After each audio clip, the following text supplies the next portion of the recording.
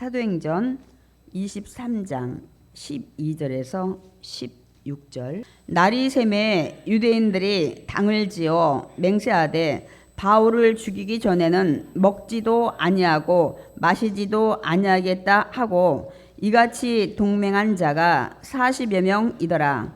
대제사장들과 장로들에게 가서 말하되 우리가 바울을 죽이기 전에는 아무것도 먹지 않기로 굳게 맹세하였으니 이제 너희는 그의 사실을 더 자세히 물어보려는 척하면서 공회와 함께 천부장에게 청하여 바울을 너희에게로 데리고 내려오게 하라. 우리는 그가 가까이 오기 전에 죽이기로 준비하였노라 하더니 바울의 생질이 그들이 매복하여 있다함을 듣고 와서 영내에 들어가 바울에게 알린지라. 아멘. 오늘 우리가 함께 합독한 사도행전 12절에서 16절. 그러나 내용은 설교는 35절까지 제가 함께 풀어서 은혜를 나누려고 합니다. 오늘 우리가 함께 합독한 사도행전 23장 12절에서 16절 설교 제목 함께 읽어보겠습니다. 인간의 계획과 하나님의 계획. 이 말씀을 가지고 제가 함께 은혜를 나누려고 하는데 많은 분들의 설교를 많이 들었어요. 근데 참 제가 기도하면서 많은 생각을 했는데 이 총체적으로 볼 때 저렇게 크게 나눠야 되겠다는 생각이 들더라고요. 그래서 오늘 인간의 계획과 하나님의 계획이란 이런 제목으로 함께 은혜를 나누려고 합니다. 저희 지금 어디 나가고 있죠? 신약 성경의 사도행전 후반전을 나가고 있습니다.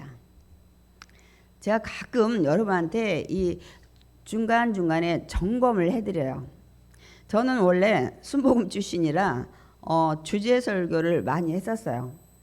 근데 제가 하나님을 인격적으로 만난 것도 이런 강해에서 만났고, 제가 신앙생활이 50년이 됐는데 이렇게 그 어떤 부분만 가지고 설교를 들었을 때 성경 전체를 보는 그런 견문이 안 생기더라고요. 그러니까 이런 거와 마찬가지예요. 어떤 분의 간증이나 어떤 분의 얘기를 들을 때 그분의 인생의 전반적인 걸 알고 듣는 것과 전혀 낯설은 사람인데 그분이 나와서 어떤 사건, 자기 인생의 어떤 특별한 거를 얘기하려고 듣는 거하고는 전혀 다릅니다. 그분이 인생이 이렇게 힘들었구나, 이런 상황에서 그래서 그런 일이 있었구나 할 때 이해하는 것과 그분의 인생이 전반적으로 어떤 상황인지 모르고 어떤 사건만 듣는 거하고는 굉장히 우리가 이해하는데 다릅니다, 여러분. 저는 그걸 많이 느꼈기 때문에 언젠가부터 제가 성경을 쭉 하나도 안 빼고 이렇게 강의하면서 나가고 있습니다. 그러니까 여러분들이 그걸 좀 이해를 하셔야 돼. 왜냐하면 제가 왜 지금 우리가 어디 나가냐고 확인을 시켜드렸냐면, 우리가 보통 여러분한테 전하고 싶은 주제 내용만 해서 여러분한테 설교를 하면 여러분 듣기 좋아요. 위로 설교, 제가 항상 얘기해도 축복 설교 하면 된다. 그런데 쭉 강의를 나가다 보면 그런 주제로만 설교를 할 수가 없어요. 그러나 여러분의 신앙에 굉장히 깊게 넓게 이해하고 신앙이 굉장히 돈독해지는 걸 여러분이 이제 깨닫게 됩니다. 더구나 사도행전을 거치지 않으면 그 다음에 곧바로 나오는 로마서부터 고린도전서, 갈라디아서, 에베소서, 빌립보서, 신약의 많은 서신들은 이 사도 바울이 기록을 했기 때문에 이 사도 바울이 이런 환경에서 이걸 기록했구나 하는 걸 깨닫고 그 서신서들을 이제 보는 것과 전혀 알지도 못하는 상황에서 그 말씀만 달랑 이해하는 것과는 굉장히 많이 다릅니다, 여러분. 그래서 뭐 신약은 27권이지만 마태, 마가, 누가, 요한, 사복음서, 예수님이 오시고 이 땅에서 아는 기적 베푸시고 십자가에 죽으시고 부활하신 사건이잖아요. 곧바로 예수님이 내가 죽은 다음에 너희를 도울 보혜사 성령님을 아버지께 구해서 너희에게 보내줄게. 이것이 사복음서의 전체 내용입니다. 그 다음에 어떻게 했어요? 사도행전에 성령을 기다린 자에게 보내주셨어요. 그러면 성령을 받은 자들에게 어떠한 일들이 일어났는지를 저희가 지금 사도행전을 통해서 들여다보고 있고, 사도행전을 공부해야 그 다음에 이 신약의 서신서 중에 더더군다나 13권을 여러분이 더 이해를 하면서 우리가 은혜를 받을 수가 있습니다. 그래서 제가 오늘 좀 이제 사도행전 후반전 28장 중에 23장을 지금 나가고 있잖아요. 그래서 제가 잠깐 점검을 이제 해드리는 거예요. 그러니까 이 사도행전의 전체 내용의 요약은 뭐예요? 예수님께서 십자가에 죽으시고 부활하시면 야 성령 받아, 내가 보낼 거야. 그리고 너희들이 나가서 뭐 여러 가지 전도를 하든 신앙생활을 하라는 내용입니다, 여러분. 그러니까 성령 받고 나가서 복음을 전하기 이제 시작하는 내용이 사도행전이에요. 그러니까 큰 틀에서 보면 성령 받고 나서 뭐가 생겼어요? 우리가 다니는 이 교회. 그때 교회가 생긴 거예요. 그전엔 교회가 생기지 않았었어요. 교회가 생기면서 이제 사도행전 1장 8절 말씀과 같이 그 다음에 성령이 오시고 권능 받고 예루살렘 온 유대 사마리아 땅끝까지 그 말씀대로 증인이 되어 전하고 전 세계 복음이 퍼져나가는 것을 우리가 들여다보는 이 과정의 내용입니다. 지금 사도행전이. 그래서 사도행전에서 뭐 등장하는 대표적 인물들이 많이 있었지만 이 복음 전하는 데 쓰임 받은 이런 사람들은 스데반 집사, 빌립 집사, 베드로, 요한, 바나바, 바울. 그중에서 가장 많이 등장하는 인물이, 또 사도행전에서 가장 많은 분량을 차지하고 있는 주인공이 누굽니까? 사도 바울이에요. 왜냐하면 이방 지역에 복음을 전하는 내용이 사도행전에 많이 기록이 되어 있어요. 왜냐하면 이 과정이 거쳤기에 오늘 우리나라, 내가 예수를 믿게 되는 그런 것들이 있다는 사실을 여러분 절대 잊으시면 안 되겠습니다. 그래서 우리가 이제 이 사도 바울은 어떤 사람이었어요? 굉장히 유대인이었고 율법에 아주 철저한 자였죠. 그리고 예수를 믿는 자를 잡아다 감옥에 가두고 죽이는 현장에 그 사람들 옷을 지키고 죽이는 거를 허락했던 사람이잖아요. 근데 하나님은 그런 사람을 사용하시는데 이 바울이 원정까지 가서 예수 믿는 자 잡아오려고 다메섹이라는 데까지 이 공문 가지고 가다가 그 길에서 부활하신 예수님을 만나게 된 거잖아요. 사울아 사울아, 네가 나를 핍박하는데 하면서 이제 그 부활하신 예수님을 만나고 바울이 완전히 회심을 하게 된 거잖아요. 그래서 바울은 이제 인생이 180도로 바뀌었어요. 그래서 거기서 바울의 그 부르심 소명을 받고 또 앞으로 바울이 해야 될 사명까지 이 다메섹 도상에서 받게 되는 것을 볼 수가 있습니다. 그러니까 바울은 그때 받은 주님께 받은 사명을 감당하기 위해서 사도행전 끝 28장까지 그가 활동하는 것을 기록해 놓은 것을 볼 수가 있습니다. 열심히 이 사명 받은 것을 감당하는 사도 바울의 내용을 우리가 들여다보고 있는 것입니다. 이렇게 있기에 그것이 유럽 이런 데로 복음이 전해져서 우리가 전혀 2000년 전에 예수님을 본 적도 없는 이런 예수님을 우리가 어떻게 믿게 되었겠어요. 여러분이 그거를 절대 잊지 마시기 바랍니다. 그러나 이제는 저와 여러분에게 우리 주변에 사도 바울처럼 우리도 전하라고 지금 말씀을 하고 있는 것입니다. 그래서 이 그 사명 받은 것들을 한번 좀 읽어보려고 합니다. 우리가 다 이미 했었던 거지만 사도행전 9장 15절에서 16절 읽겠습니다. 이 사람은 내 이름을 이방인과 임금들과 이스라엘 자손들에게 전하기 위하여 택한 나의 그릇이라. 그가 내 이름을 위하여 얼마나 고난을 받아야 할 것을 내가 그에게 보이리라. 잠깐 말씀 좀 보겠습니다. 이 내용은 어떤 배경을 가지고 있습니까? 다메섹 도상에서 만나서 눈이 멀었던 바울. 그런데 주님이 그 다메섹에 살고 있는 교회 지도자급이죠. 아나니아에게, 아나니아야, 이 도시에 들어가면 어디 집에 바울이라는 사람이 눈이 멀어가지고 있다. 네가 가서 안수해서 눈도 뜨게 하고 성령도 받게 하라고 했을 때 아나니아가 뭐라고 하냐면 저 사도행전 9장 15절 이전에 주님 난 못 가요. 난 그 사람이 예루살렘에서 어떤 악한 행위를 했는지도 알고 여기도 대제사장한테 지금 공문 받아가지고 나처럼 예수 믿는 사람 잡으러 온 사람인데 저는 절대 못 갑니다. 했을 때 주님이 아나니아에게 이 사람은 있잖아 내 이름을 이방인과 그러니까 유럽, 아시아 이런 뭐 터키 우리 봤죠. 고린도전서라든지 이런 데살로니가 그런데 전하는 이방인과 이제 임금들 그리고 그 다음에 이스라엘 자손 유대인들한테 사명도 주셨어요. 세 부류를 전하기 위해서 내가 택한 그릇이야. 그러니까 넌 잔소리하지 말고 가서 전해. 그리고 안수해. 그가 내 이름을 위해서 얼마나 고난을 받아야 할 것은 내가 그에게 보여줄 것이야. 하고 저 말씀을 하신 거예요.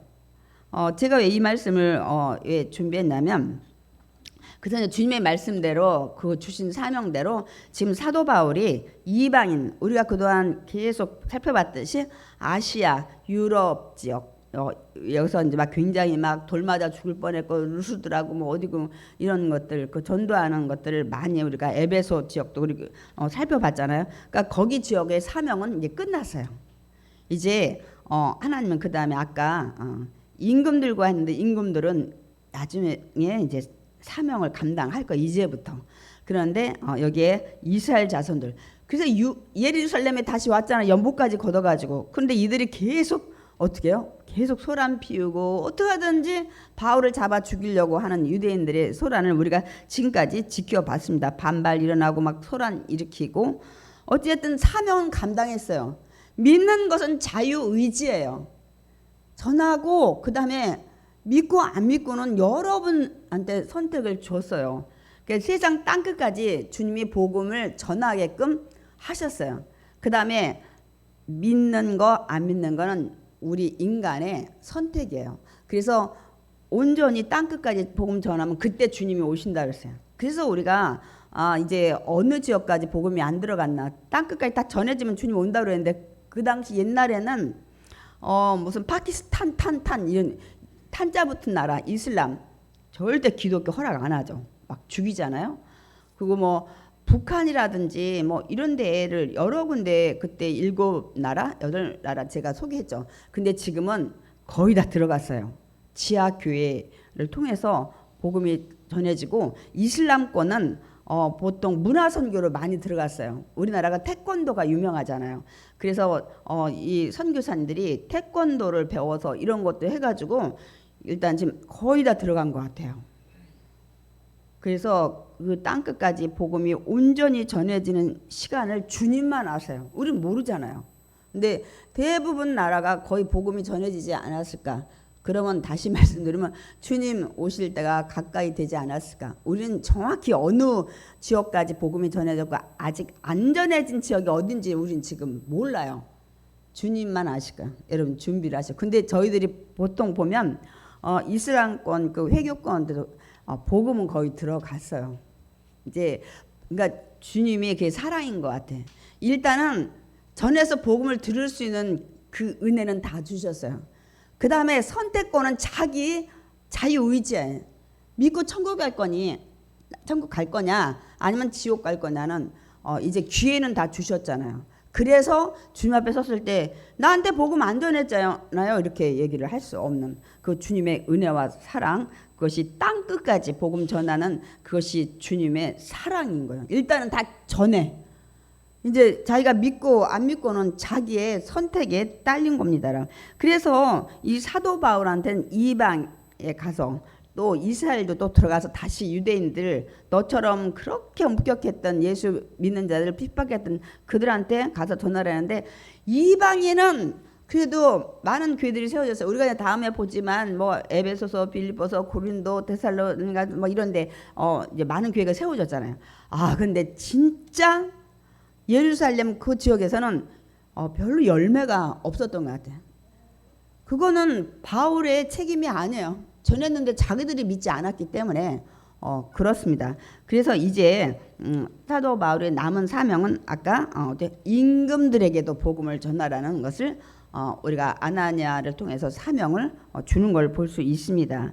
그러니까 이제 주님은 이제 바울에게 임금들에게 복음을 전하는 사명을 이제 감당하게끔 하는 것이 사도행전 28장까지 내용입니다. 네, 이미 이제 바울이 주님 이름 전하기 위해서는 많은 고난 받을 것을 얘기를 했기 때문에 우리가 이 로마까지, 그 당시는 땅끝이 로마라고 생각했어요.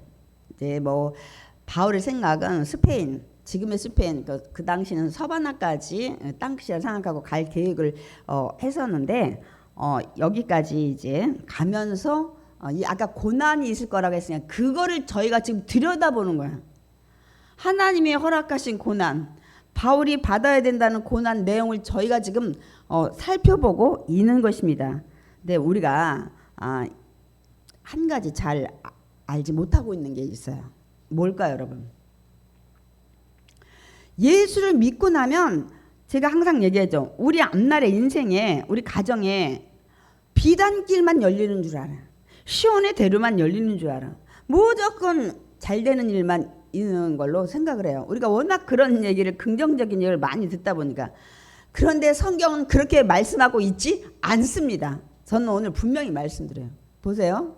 사명을 받은 바울도 지금 고난길에 계속 걸어가고, 아브라함도 하나님이 소명을 주셨어. 근데 아브라함이 100세에 이삭을 낳을 때까지 꽃길이었나요?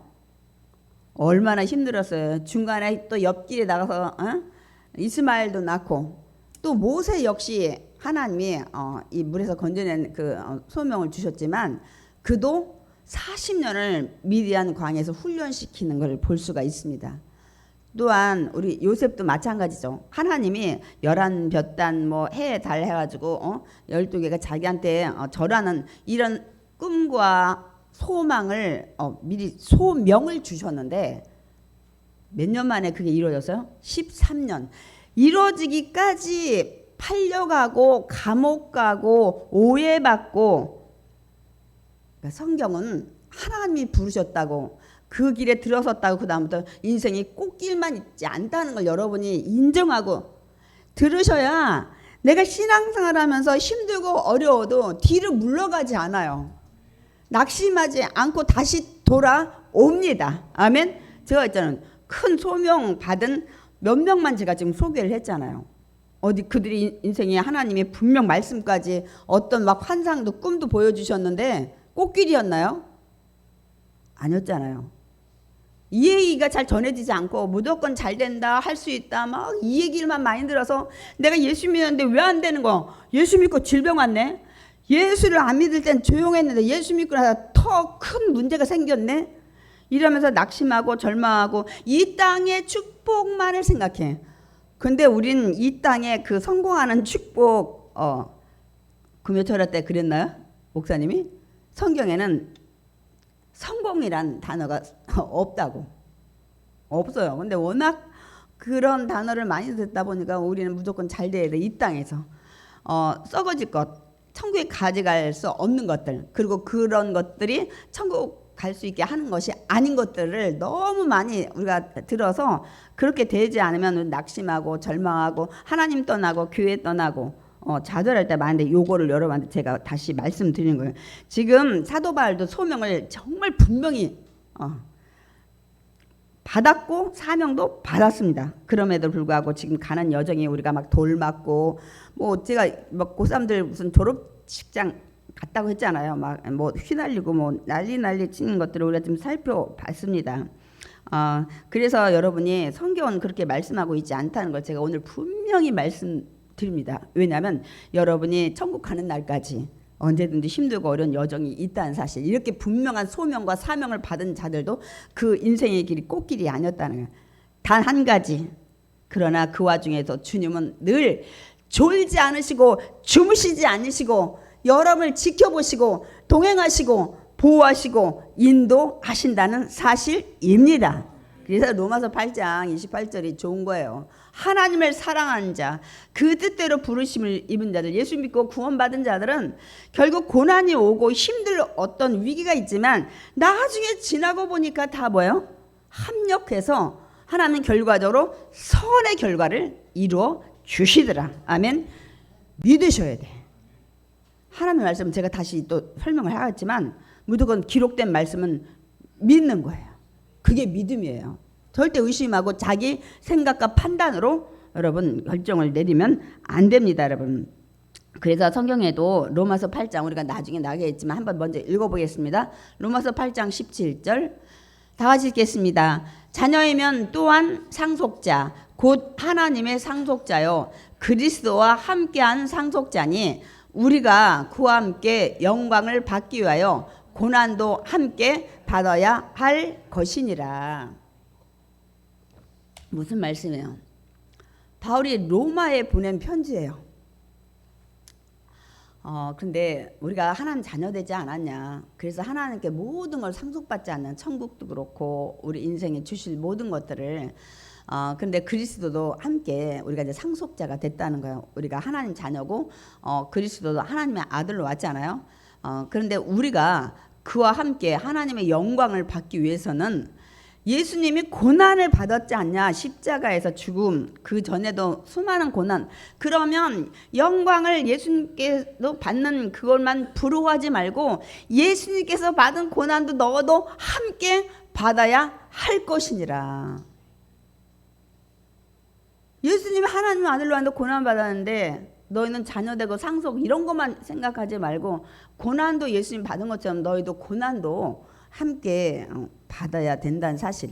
다시 말씀드리면 고난도 있다. 이 얘기를 말씀하고 있는 것입니다. 여러분 이걸 알아야 신앙생활하면서 어떤 고난이 와도 여러분 낙심하거나 절망하지 않게 됩니다, 여러분. 그러니까 이제 바울도 있잖아요. 아까 고난이 있다 그러니까 이방적에서 얼마나 고난 많이 받았어요. 죽을 고비를 여러 번 넘겼잖아요. 그 다음에 지금 현재도 예루살렘에서 죽을 고비를 지금 넘기고 있어요. 지금 현재.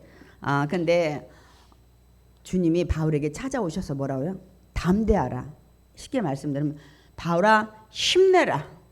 고난이 있지만 힘내. 내가 너와 함께한다. 이 얘기를 우리가 지난주에 사도행전 23장 11절에 주님 찾아와서 하신 말씀을 우리가 읽었습니다. 그렇기 때문에 여러분도 고난이 오면 절대로 낙심하면 안 돼요. 주저앉고 뒤로 물러가면 안 됩니다. 아멘. 주님께서 여러분에게도 힘내라 김집사야 채권사야 지금 이렇게 말씀을 동일하게 하십니다. 아멘. 그러면서 주님이 담대하고 힘내라고 하면서 다시 사명을 고치시켜줘. 다시 깨닫게 하십니다. 있잖아 바울아 힘들지만 예루살렘에서 지금 나를 증언하다가 이렇게 고난받지. 근데 너는 로마까지 가서 지금 예루살렘에서 증언하는 것 같이 증언해야 돼. 우리가 인간적으로 생각하면 아우 주님 정말 너무하시네. 나는 이 땅에서 우리가 어떤 고난 올 때 힘들고 주님 왜 나한테만 고난 주지. 저희 남편 장로가 가끔 그래요. 사역하면서 쉬지도 못하고 여행도 못하고 등산도 못하고 뭐 어쩌고 저쩌고 매일 일만 하다가 쉬는 날 매일 일복만 터져가지고 그런 얘기를 가끔 해. 너무 힘들다고. 하나님이 어떤 생각을 주셨냐면 제가 그 얘기를 해요. 뭐 사역이든 집안일이든 힘들지만 주님은 그 정도 힘든 일이 아니라 생명 주고 가시지 않았냐. 그걸 비교하면 우리가 좀 힘들고 쉬지 못하고 저희 같은 경우는 이번 10월 달에 공휴일이 많더라고요. 그럼 늘 일해야 돼. 뭐 책 해가지고 헬라 히브리어 책 처분하고 뭐하고 뭐 이런 것들 그러면 일만 하다 천국 가겠네 해서 그렇게 생각하면 힘들다 인생이. 주님이 나에서 생명 주신 거에 비교하면 그건 사실 아무것도 아니다. 그 고난의 그 척도를 생각할 때 제가 듣는 당사자한테는 사실 힘든 얘기죠. 그러나 스스로에게 자꾸만 그렇게 하지 않으면 여러분 자꾸 낙심하고 절망에 빠지게 돼요. 그래서 여러분도 힘들 때 주님이 나한테 주신 것만 생각하면 이건 아무것도 아니지. 내가 받은 은혜가 얼만데. 그래서 제가 얘기했죠. 범사에 감사하라. 항상 기뻐하라는 주님이 나한테 주신 은혜, 내가 천국 갈 수 있는 그 은혜, 구원의 은혜, 지옥 가지 않고 건져낸 이거 생각하면 어떤 내 인생에 어떤 힘들고 왔을 때 범사에 감사를 할 수가 있는 거예요. 항상 기뻐해요. 이래도 나는 천국 갈 수가 있어. 이 고난 이건 아무것도 아니야. 나는 그래도 저 천국의 밥상을 얻어놨다. 이렇지 않으면 절대로 여러분 그 말씀 순종 못해요. 어떻게 지금 고난이 왔는데 범사에 그 모든 것들 감사하고 기뻐합니까? 고난이 와고 내가 힘들지만 난 그래도 천국 갈 수 있는 은혜를 받아서 그거는 세상에 어떤 거라도 얻을 수 없는 거를 이미 받아서 그러므로 우리가 감사를 할 수 있지. 절대 그 구원의 은혜, 천국의 은혜를 여러분 생각 안 하면 범사에 감사 못해요. 어려운 상황인데 어떻게 아무 때나 감사가 나와요. 항상 기뻐하지 못합니다. 그러니까 여러분이 항상 하나님 주신 은혜를 잊으시면 안 됩니다. 거기에 비유를 하면 여러분이 힘들고 어려울 때 충분히 이기시리라 믿습니다. 아멘. 그러니까 다시 로마에서까지 가서 증언해야 된다는 것을 이제 말씀하고 있죠. 그래서 우리가 여기서 이 얘기가 나오는 거예요. 사명자는 죽지 않는다. 사명을 받았잖아요 지금. 그러면 바울은 로마까지 가는 여정이 힘들어도 죽지는 않겠다. 이래가지고 그 얘기를 많이 합니다. 사명자는 죽지 않는다. 하나님이 사명 끝날 때까지는 붙잡아 주신다. 그 얘기를 이제 이 말씀에서 이제 하게 되는 거죠. 그런데 아니 로마까지 가야 된다는데 지금 마음이 급한데 바울은 아직도 예루살렘에 발이 묶여 있어요. 그냥 있는 것도 아니야. 지금 천부장의 군대 안에 갇혀 있어요. 어느 세월에 로마까지 가냐 이거예요. 에? 그러니까 우리가 이거를 살펴보는 거야. 오늘부터는 하나님이 넌 로마 가야 돼 얘기했으면 그러면 지금은 감옥에 갇혀 있는데 도대체 주님은 어떻게 바울을 어떤 방법으로 로마까지 가게 하실까? 이것이 이제 오늘부터 우리가 살펴볼 내용입니다. 그냥 주님이 얘기했으니까 슝 하고 그냥 우리가 편안하게 가면 얼마나 좋겠어요. 이게 우리가 이해하고 들어야 돼요. 주님이 사명 줬어도 그 길이 아브라함도 사명 줬어도 모세도 사명 줬어도 요셉이 사명 줬어도 인생 가는 여정에 힘들고 어려운 과정이 있다는 것을 인정하고 우리가 나가면 신앙생활을 넉넉히 이기게 됩니다. 아멘. 그런데 하나님 어떻게 일하시는지 들여다볼 거예요. 그런데 전혀 생각지 못한 일이 이제 생깁니다. 우리가 전주에 이 공예나 대제사장 이 사람들이 장로들이 바울을 또 어떻게 해칠 생각을 하고 거기에 딱 세웠어요. 천부장이 세웠잖아요. 재판을 공식적으로 하려고. 자기도 이 로마 사람인지 모르고 그냥 괜히 채찍하고 신문 알아서 그냥 자기도 죄를 졌잖아요. 그런데 그때 하나님이 어떤 걸 주셨어요? 부활의 문제를 얘기하기 위해서 사두개인과 부활이 없다고 주장하는 그 사두개인과 이 바리새인들이 싸움이 붙어가지고 결국 그들은 자기들이 이루려고 했던 뜻 바울을 해치려고 하는 것이 무산이 돼버려서 자기들끼리 싸움이 붙어가지고 결국 얻은 게 하나도 없잖아. 그리고 그들이 흩어졌어. 되려 더 손해만 나고 자기들끼리 분란이라서 싸움 났네. 그들이 돌아가서 여러분 그냥 있었겠어요? 복음이 전해져. 예수님이 하나님 나라가 전해지는데 사단은 절대로 그냥 있지 않아요. 그래서 유대인들이 모여요. 그러니까 당을 졌다고 했어요. 그래가지고 더 철저한 이제 계획을 세웁니다. 그것이 오늘 읽은 사도행전 23장 12절에서 13절 말씀입니다. 우리 다 같이 읽겠습니다. 날이 새매 유대인들이 당을 지어 맹세하되 바울을 죽이기 전에는 먹지도 아니하고 마시지도 아니하겠다 하고 이같이 동맹한 자가 40여 명이더라. 먹지도 우리가 보통 이거를 금식이라고 하죠. 근데 마시지도 물도 안 마시면 우리가 단식이라고 합니다. 이들이 이렇게 바울 죽이기 전엔 나는 먹지도 않고 물도 안 마실 거야 하고 결의한 자가 한 명도 아니고 40여 명이래요. 바울을 죽일 때까지 굶겠다는 거예요. 이 얼마나 진짜 철저한 결의를 한 겁니까? 여러분이 만약에 어떤 사람이 여러분한테 그 한 명이라도 나는 고 집사 죽이기 전에는 난 밥도 안 먹을 거야. 만약에 그랬다면 여러분이 두 다리 뻗고 잠을 자겠습니까? 어디를 마음대로 다니겠습니까? 근데 한 명도 아니고 40여 명이래. 굉장히 정말 무시무시한 이들의 결이고 무서운 계획이죠. 이들의 계획이 내용은 어떻게 되냐면 대제사장들과 장로들한테 가서 뭐라 하냐면 우리가 바울을 죽이기 전까지는 난 먹지도 않고 마시지도 않을 거니까 저기 공회원들하고 함께 가서 천부장한테 뭐라고 얘기를 하냐면 바울에 대해서 우리가 더 정확히 좀 알아봐야 되겠다. 그러니까 지금 군대 안에 있는 바울을 이 사내들인 공회 이 장소까지 좀 나오게 하라고 이렇게 얘기를 합니다. 거기까지 나오게 해봐. 내가 그 질이 우리가 잘 알고 있어서 우리는 그렇게 꺼내오기만 하면 그 오는 길에 숨어가지고 바울을 죽이기로 이미 다 결의뿐만 아니라 계획을 다 짜놨다고 얘기를 지금 이제 하는 것입니다, 여러분. 그러니까 바울에 대해 좀 더 자세히 물어보려고 한다고 천부장한테 얘기해서 바울을 그 안토니아성 이 군대 안에서 공회로 내려오라. 그러니까 이 군대는 북쪽에 있고 공회는 서남쪽에 있어요. 그러니까 오는 길에 잠복했다가 바울을 죽이기로 이들이 계획을 이제 한 것입니다, 여러분. 그러니까 이들의 계획대로라면 천부장만 오케이 하면 지금 바울의 생명이 경각에 달려 있는 거예요. 그래서 지금 아무리 생각해봐도 이들의 결의, 이들이 짠 계획을 막을 방법이 없는 거예요. 지금 바울은 잘못하면 생명을 잃게 됐습니다. 여러분 이럴 때 도대체 어디서부터 어떻게 풀어나가야 될지 우리도 인생을 살면서 일이 꼬이고 엎치고 덧친데 이럴 때 있잖아요. 도대체 일을 어디서부터 풀어야 되니 어떻게 해야 되지 하는 일들 많이 있어요.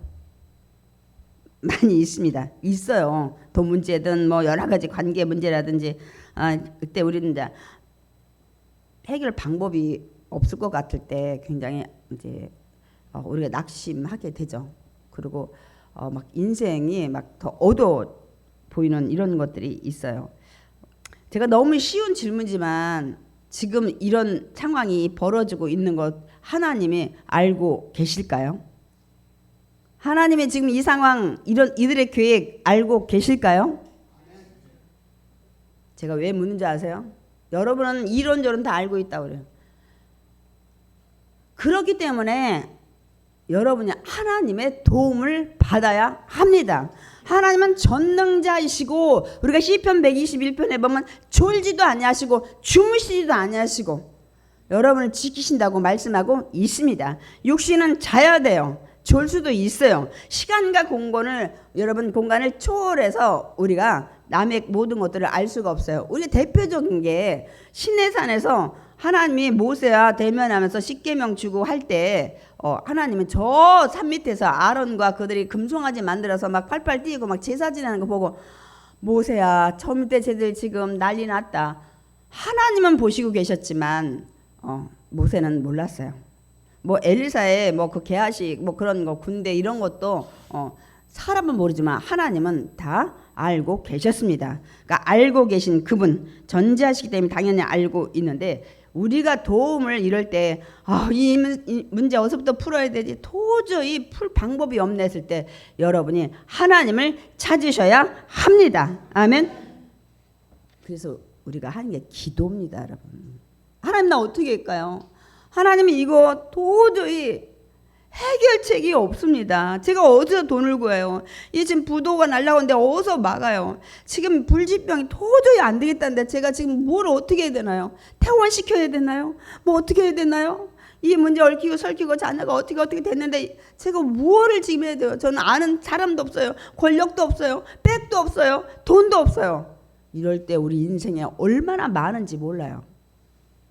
이 문제를 다 아시고 이 문제를 해결할 수 있는 전지전능하신 하나님께 나와야 합니다. 그때 낙심이 되겠지만 그래도 나와야 합니다. 그분밖에 해결할 분이 안 계십니다. 이걸 믿는 것이 믿음입니다. 그렇지 않으면 그걸 인정하지 않으면 여러분은 하나님 앞에 나오지 않아요. 그리고 사람을 이제 동정하러 다녀 돈 끌어다니고 누구 힘쓸 사람 생기고 이렇게 여러분이 이렇게 하다 나중에 지쳐버리는 거예요.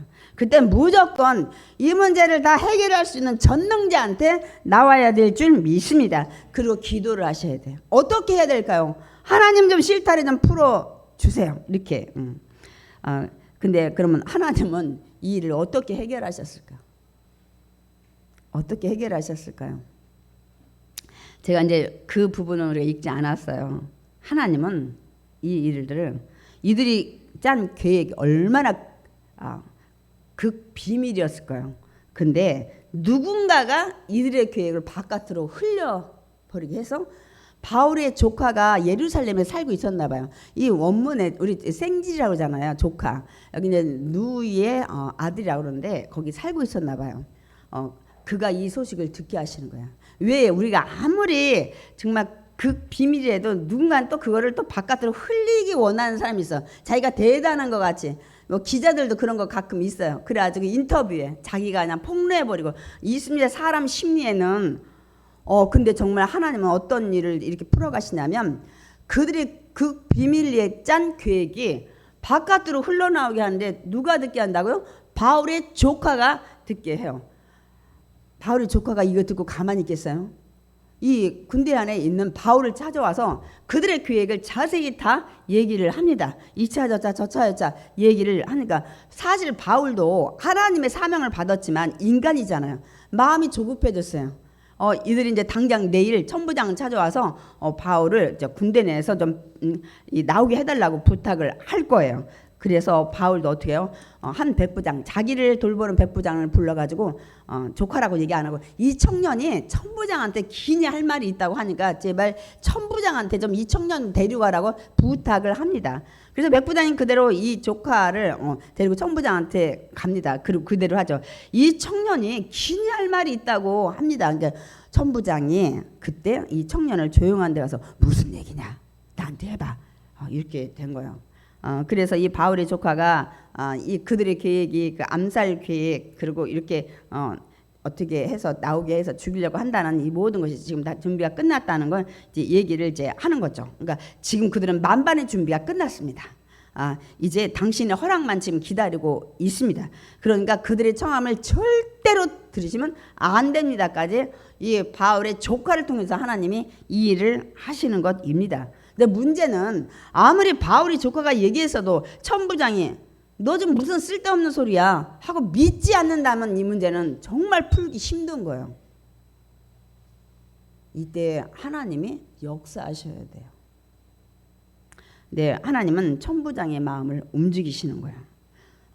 그래서 자신이 바울을 또 채찍으로 신문하고 이게 하려고 했던 죄책감이 들게 하시고 그리고 이 바울이 지금 로마 사람인데 여기서 지금 자기가 잘못해서 죽으면 그 책임도 자기한테 다 돌아올 것이라는 이런 마음을 두려운 마음을 주니까 그 얘기를 100% 믿고 이 청년의 말을 내가 믿어도 되고 안 믿어도 되지만 일단 믿어보자. 이런 바울을 죽이면 전에 지었던 죄 지금 죽인 죄 책임을 자기가 다 물어야 된다는 생각을 하나님이 집어 넣으신 겁니다, 여러분. 그래서 우리의 생각, 우리의 마음을 주관하시는 분은 하나님이십니다. 그래서 우리가 기도해야 되는 이유는 우리는 그들의 생각을 바꿀 수가 없어요. 오직 하나님만 바꿀 수 있습니다. 우리가 하나님을 찾아야 되는 이유가 여기 있어요. 답답할 때 무조건 하나님 찾으셔야 돼요. 와서 기도하셔야 될 줄 믿습니다. 그러니까 천부장은 100% 믿은 거예요. 왜냐하면 자기 죄를 생각나게 하고 바울 죽으면 이 책임이 자기한테 돌아온다는 것을 해서 두려운 생각을 갖게 해서 그러니까 천부장이 청년에게 아무에게도 얘기하지 마. 나한테 알렸다고 그렇게 하고 급히 청년을 보내버리고 이제 어떻게 해요? 백부장 둘을 불러가지고 오늘 여기 보면 성경에 3시라고 하는데 우리가 성경에 무슨 몇시 나오면 우리 한국 시간으로 보면 플러스 6을 항상 하라 그랬죠. 3 플러스 6이니까 밤 9시. 9시에 내가 출발시킬 거다. 가이사랴로 바울을 호송할 거니까 그때 보병 200명, 기병 70명, 그러면 창병 200명. 그러니까 걸어서 가는 군대 200명, 말 타고 가는 병사 70명, 그 창을 가지고 가는 200명, 그리고 또 바울을 태워서 이 총독 가이사랴에 있는 벨릭스까지 보내기 위해서 바울이 탈 짐승 여기 이제 보통 말이나 낙타를 이제 준비하라고 했겠죠. 지시를 하는 거예요. 여기 보면 200명, 70명, 200명 하면 총 470명이 호위병이에요. 이 정도의 수는 높은 관직에 사람이 움직일 때 호위하는 숫자입니다. 그러니까 어떻게 이런 일이 일어나냐는 거예요. 사람의 힘은 알 수 없어요. 그러니까 지금 이런 위기, 이런 상황 오직 하나님만 하실 수 있습니다. 아멘. 여러분이 그러니까 어떤 이런 위기 상황 힘들고 어려울 때 무조건 그 전능자 하나님을 찾으시기 바랍니다. 아멘. 이러한 일은 오직 하나님께서 역사하지 않으면 생길 수 없는 일이에요. 그러니까 하나님께서 천부장의 마음을 호의적으로, 바울에 대한 호의적으로 마음을 바꿔 주신 겁니다. 그런데 천부장은 바울을 그냥 덜렁 보낼 수 없잖아요. 여기에 처음으로 그 천부장 이름이 나와요. 글라우디오 루시아. 그러니까 글라우디오 황제 때 아마 돈 주고 로마 시민권을 산 것 같아요. 총독 벨리스에게 이제 보고할 편지 내용을 쓰는데, 이 사람이 유대인들에게 잡혀 죽게 된 것을 내가 로마 사람인 걸 알고, 아유 거짓말이야. 로마 사람은 나중에 알았잖아요. 신문할 때 바울이 나 로마 시민인데 이렇게 재판도 안 하고, 하여튼 사람은 있잖아요. 다 이런가 봐요. 거짓말을 싹 하고 내가 구원하고 유대인들이 무슨 일로 그를 고발하는지 알고자 하여 공회를 열었지만 그들의 율법에 관한 문제뿐이지 로마법을 어겨서 내가 결박하거나 죽일 일은 하나도 이 사람이 한 것이 없더라. 그런데 누가 또 이 사람을 해하려는 음모를 나한테 전했기 때문에 내가 급히 이 벨릭스 총독에게 지금 이 사람을 보냅니다. 그리고 이들을 고발하는 그들도 좀 이따 다시 보내서 그거 다 고발하는 것을 하게 할 것입니다 하고 편지 내용을 이렇게 마칩니다. 그러니까 이제 바울은 그날 밤 9시에 470명의 호의를 받고 막 탁탁탁탁탁 하고 어디 갔어요? 이제 가이사랴를 향해서 가는데 어디까지 가냐면 예루살렘에서 56km. 그러니까 원래 예루살렘에서 가이사랴까지가 100km라고 얘기를 이제 합니다. 지금 예루살렘에서 저 가이사랴, 예루살렘에서 저 가이사랴까지 가는데 저게 총 100km라고 합니다. 그런데 저기 안디바들이라는 거기에 도착해서는 여기 있던 기병 이 보병 200명하고 창을 가진 200명 군사는 이제 돌아가요. 왜냐하면 예루살렘에서 안디바드리가 56km 정도, 이제는 도저히 누가 쫓아올 사람이 없을 거리에 딱 되니까 이 이제 보병과 창병은 다시 예루살렘으로 돌아갑니다. 이 400명은. 그리고 그다음 가이사랴까지 한 46km 나왔으니까 이때부터는 이제 말탄 기병들이 바울을 호위해서 가이사랴에까지 가게 되는 것을 이 내용에 기록하고 있습니다. 그래서 이제 이 기병들이 도착해서 이 천부장이 써준 편지를 총독에게 주고, 총독이 다 읽고 나서 이 바울 앞에 서 있으니까 너는 어디 지역 사람이냐고 물어봐요. 그러니까 이제 길리기아 다소라고 그러는데 자기가 관할하는 지역인지 자기가 재판하는 건지 그거를 물어보기 위해서 이제 확인하고 그래? 길리기아 다소는 내가 관할하고 내가 재판해야지. 그러고서 그런데 아직 바울을 고발할 이 천부장이 보낸다는 사람이 도착 안 했으니까 저 헤롯궁에 가둬두고, 그리고 너도 그래, 고발할 사람이 오면 그때 내가 네 변론 들을게 하고, 제가 그래서 여러분 그 헤롯궁 가이사가 황제했을 때 여러분이 알듯이 그 유대 지역 헤롯이 도시를 줘서 거기다가 헌납한 도시예요. 한번 저 그림 좀 볼까요? 저게 원래 도면입니다. 그러니까 바다를 막아가지고 저희 가이사랴 성을 저렇게 만들었어요. 그 다음에 더 이제 구체적으로 볼 때 저게 지금 오른쪽의 회색이 헤롯 궁입니다. 얼마나 잘 졌냐면 바다를 막아가지고 거기다 풀장도 해놨어요. 그 다음 마지막 사진이 있나요?